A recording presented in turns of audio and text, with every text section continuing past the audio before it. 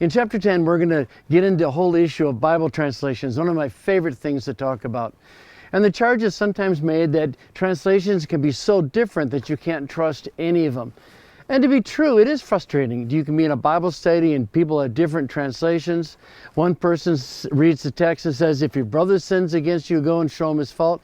The other one says, if your brother or sister sins against you, go and show them their fault.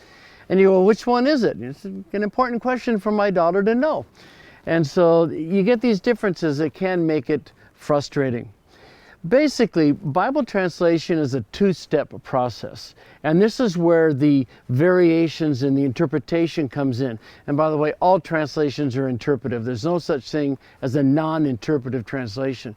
But step number one is, well, what did it mean in its original audience? What did Paul mean when he wrote Romans 1? And there's interpretation involved. It's subject to debate in places. And then the second step is, well, how do you say the same thing in modern English, in my case? And boy, do we hear words differently, and we express ourselves differently. So this twofold process can create quite a bit of variation in the translations. The important thing to understand is that languages are not codes.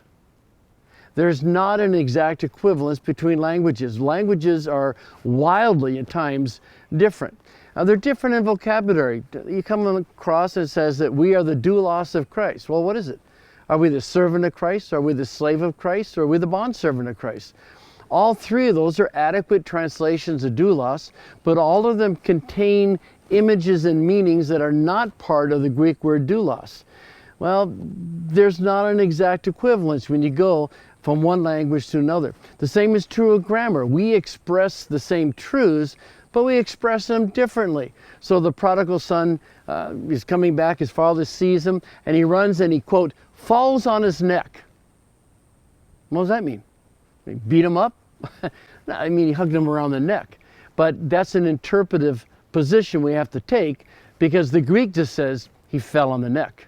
What you're going to find in this chapter is that there's 5 different kinds of translations, and each one has pros and cons, has advantages and disadvantages. There's interlinears that try to be as word for word as possible. Terrible English, you can barely understand them, but that's their purpose. There's formal equivalent translations like the ESV and the CSB that stick as close as they can to the words, but still want to create understandable English. And then there's a dynamic type of translation, which is the NIV is a good example of. And it's a little more on the side of meaning. It wants to make sure the text is not only understandable, but it's clear. And then there's natural language translations like the NLT that want you to hear it in the same way the original audience heard it. And then there's a 5th category, and there's no good word for them, but they just completely and totally transform the cultures. You read these and you'd think you're reading a modern day comic book just about. So 5 different kinds of translations, each one with advantages and disadvantages. I'll give you a couple of examples. So you're reading along, and it talks about sparrows in Matthew 10, and it says, not one of them falls to the ground apart from your Father. What?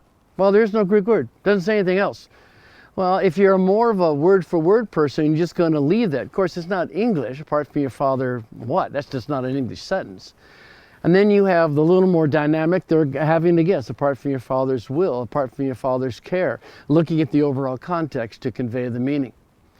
Or you have the passage where it says that you must go the extra mile. Most translations will say that. Well, what does that mean, go the extra mile? Well, there was a Roman rule that a soldier could conscript any person to force him to carry the pack for a mile.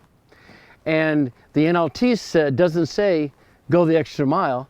It says take the soldier's pack an extra mile.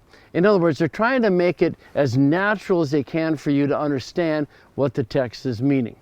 So 5 different kinds of translations with lots of illustrations in the chapter that I hope you enjoy. But they're good, is what I wanted to say.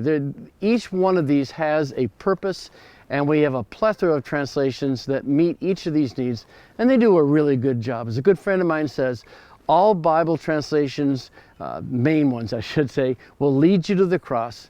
None of them will lead you to heresy.